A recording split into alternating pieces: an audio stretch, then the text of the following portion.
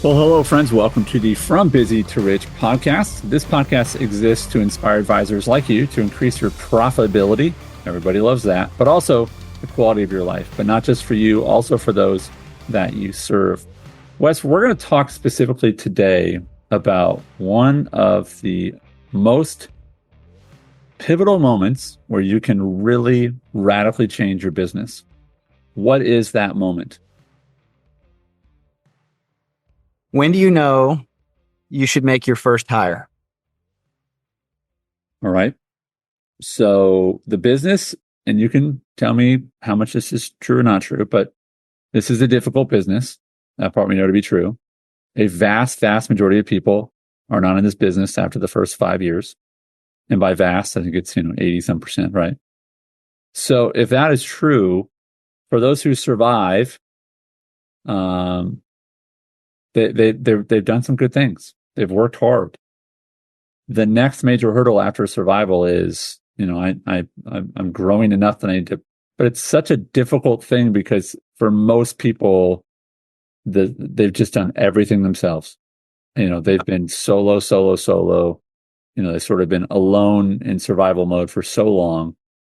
So when do you start to get a sense of or feel for, is it, what is the pain you're looking for? Is there a number? Obviously the number changes. Is there a margin? How do you begin? What are the signs that you go, I really need to stop doing everything myself? Or let me ask a preliminary question. Is your first hire part-time? So I would say no. I would go full time, and I've lots of thinking around that. I can tell you, I hired our first person. I've been in the business for 21 years, and when I started, it was just me. I was the team, and Team West. and I didn't have a bunch of extra money, and so I started like many people started, where I was doing every single role that was required for me to do this financial planning practice at the level I was capable of doing it at, which meant setting appointments, going to appointments, assessing applications, following up, making address changes, all these things, right? And if I had to go back and do it again, knowing, of course, it's always easier in hindsight, Andy, but that's why we have this podcast, is because you don't have to learn from your own experience. You can learn from other people's experience. Right. And I hired my first assistant when I was 6 months into the business, and that was 6 months too late, because I if I had to go do over again, I'd have come in with one. And I know that's tough to do. I know in some cases that's just unreasonable for people to think about. But the reality is you don't want to be in this business if you have to do everything. And for most people, I know I'm imparting some intention on people that maybe would argue with that. But what story do you want to be telling about the life that you're living and how you're serving your clients? Because ultimately, your capacity to do your superpower, to do what only you should be doing, that adds the maximum value to the people that you're serving, is probably not everything, right? If there's for advisors, it typically is going to be somewhere. If you're staying an advisor, it's because you have an ability to meet people and help them identify a future they want to create, help them assess where they're starting from, and then have meaningful conversations about how they can increase their profitability and quality of life between those 2 points. And again, we've got tons of podcasts on how we approach that and how we do it. But as you do that, there's a whole lot of other things that happen behind the scenes. And when you're moving money or processing applications or setting, arranging mid-year strategy sessions or changing addresses and all those kinds of things, that it's just, if you're going to be a professional advisor, these are things you should no longer be doing. And so what I find is, how do you know when you should hire somebody? You should hire somebody, if you're starting this business today and you plan to be in it, you should hire somebody, because the longer you wait, the more you're doing things that have nothing to do with being a professional advisor. You've got several jobs and you're not good at a lot of them. Yeah. and you don't like them all either. They keep you busy, and that's a danger, because sometimes being busy makes you feel like you're being productive, but you're not doing the thing that actually adds the most value to you, your organization, the families you serve, and your own family. I think it's interesting to think about think about the end result of what you want.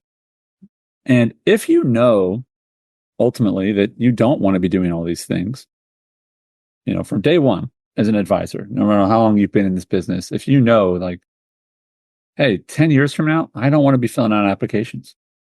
10 years from now, I don't want to be following up, on paperwork or waiting on hold for whatever, like, if that's true in 10 years, if it's true in 5 years, if it's true in 2 years, then what are you doing now? I think my wife told me a few months ago, and probably a month ago, she said, I don't really want to trim those bushes out front this year because they're ugly. So go take them out, So she looked ahead and said, in the summer, when those things start growing, I don't want to be trimming them. So rip them out. Right. Okay. Yeah. She saw ahead and said, I know what I do and don't want to be doing. And so I'm going to take action for that. And yet so many advisors treat hiring someone like, man, when should I do it? Versus I want to go do that, because nowhere in your future as a successful advisor who really truly is reaching their maximum capacity and living in their superpower does it include that they do things themselves. But Wes, I will tell you, I get to talk to hundreds of advisors. I know you do as well. Yeah. There is a staggering amount of people that will not let these small, and maybe they have an advisor or an assistant, but there's still so many things they hold on to. Why is that? Yeah, I think there's several reasons. I think one reason is that they are afraid, and by afraid they mean they have a normal that has created their capacity to exist in a business most people can't. Yeah, that's a big deal. That and so if they change something, is that going to cause their life to get worse and go backwards? Because as much as I would like things to get better, what I don't want is things to get worse. And so when you add something new into your normal that hasn't been a part of your current level of success, you have expectations, but you don't have certainty. And there are some irreducible uncertainties that exist. And so when it comes to the fear, the story you can tell yourself is, well, if I do that, what if I don't leverage that extra time that I now have back, because I don't have to do that thing that I've hired this person for, in a way that it produces more money? Then I have less money, and I stayed the same, but I've added cost. But if you really think about that, Annie, that's not logical. And here's the deal: if that actually happens, one, you've probably hired the wrong person, because it has not freed up your time. Yeah. Two, you can leverage your time for the things that add more value to the organization. And I can promise you will fill that time. And when you don't have it to fill it with that thing that kept you busy, but didn't really add value to where the organization was going, you all of a sudden, what happens, and we've seen this, and you could tell the stories, and I can tell the stories. People hire, 6 months later, they cannot imagine life without having that person in that role. Especially when it comes to the first hire. The first hire, Andy, is going to be somebody that has high administrative capability. They are wired. Their working genius is wired for that role, which again, we talked about working genius in the past, but that is an assessment I would absolutely take. And you can go to workinggenius.com and pull up all the podcasts. They have a podcast about working genius. They talk all about it, but in essence, the two primary geniuses you want from your first hire, right, that's admin, is tenacity and enablement. My frustrations are tenacity and enablement. and a lot of people on my team have tenacity and enablement as their genius, meaning they get energy from those types of things, which means you like to finish, you like to get things checked off the list, and you like to help. And so whatever you do, and again, go check out the Working Genius, go listen to it, because this is something you want to test and assess, but you need that person, but it's going to free your ability to spend more time in your genius. And if you say, well, Wes, I really like doing all the things that are behind the scenes. And I like doing the processing the applications and address changes. And then you know what? You should go work for an advisor. Yeah. Because they need you. And you could, if you do that with excellence, you can get paid more than most advisors, believe it or not. In fact, you can talk to my team. They do. They make more than most advisors because they're good at that and they excel at it. But I think that the main thing is fear of that. Hey, is this going to mess up what I've built? And there's too much data out there to prove that it's not only not going to do that, it's going to accelerate your enjoyment, your own profitability, your own quality of life. The other deal is when you're making the decision, oftentimes people tie it to eternity. That I hire this person.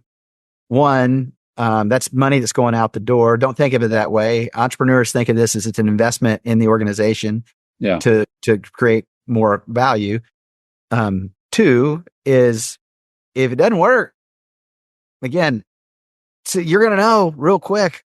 And you can decide you're not going to keep doing that with that person, or because sometimes you even the best of intentions you hire incorrectly. And I've seen that happen a lot, Wes. I mean, especially with the first hire. How many people marry the first person they date? Some people do.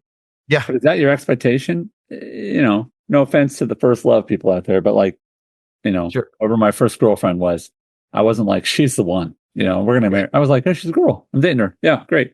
And we're not going to cast aside people like they're unimportant. But also, let's be realistic about this. The likelihood of that person working for the next 20 years, 15 years, unlikely. And part because something might come up for them, right? Which is fine. But I think that one really practical piece of advice, and it's a pretty short episode today because it's a pretty clear point. You need to hire someone, right? Yeah. Is that on a practical level, Wes shared a few things. On an emotional level, I would say you need to ignore your emotions. Because your emotions are going to be, for most people, I'm scared. And there's going to be, I don't know what that looks like. You're right. You don't know what it looks like. It's like trying to explain to someone, here's what it's like to be married and they're not married. Or here's what it's like to be a parent and they're not a parent. Like you can use all the words you want. You don't know till you get there. So of course it feels scary. Of course it feels like, I don't know what they're going to do all day. I know. But once you hire them, what do you know? You'll fill in the gap and they'll be plenty busy because you're paying them. Right? Yeah. That's a great motivator. Yeah. And I would say this, Andy, be really clear on what story are you trying to create in your own life? Like what is your expectation of what would you in a perfect world, even though you don't know what that is, what would 3 years from today look like in your practice? Yeah. What would you be doing in the day of the life of you? And more importantly, what will emerge in that is what you're not doing in a day in the life of you, because you're probably in your dream list, if you're a lead advisor, you're probably doing more lead advisor things every day and you're producing a certain amount of money and a certain amount of results. And you're probably not going, and I still get to keep all the other admin paperwork processing, electronic applications. You're probably not that if you're wired to be the lead advisor. And so the other thing we do, and we'll make this available for you to pull down, is our, we call it the Triple T tool, time, talent, transformation tool. And all that is where it lists every activity that exists in an advisory practice. And we have ours broken down into roles. And in that advisory, it says, hey, rank these on a scale of 10, 5, 1. 10 being, this is the highest and best value of my time and unique ability to my organization. 5 being, this is important, this gets done, but probably is not mission critical that I use my unique ability and talent to do it. It could be hired. Somebody else could do it. A 1 is, we don't even need to do this anymore. And then the great thing about that, Andy, is it's going to help them all of a sudden, a job description will emerge. Like what wild success looks like in this role, the person you're hiring over 3 months, 5 months, 6 months, it emerges because you just make a list of all those things that were 5s and you say, here you go.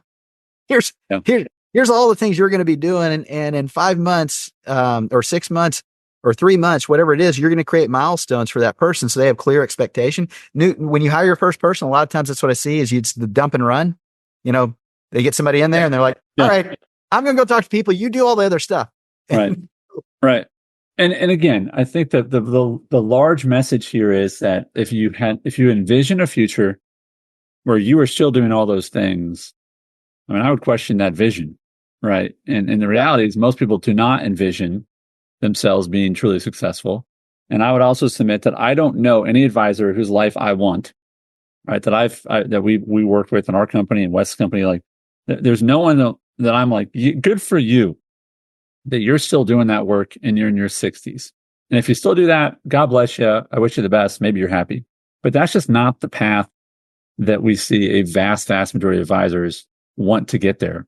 So our encouragement to you is get there on a practical level, do the assessments, understand you're not signing a 10-year contract.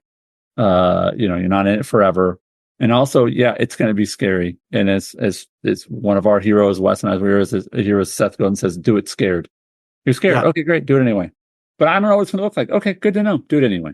Wes, I'll give you the last word.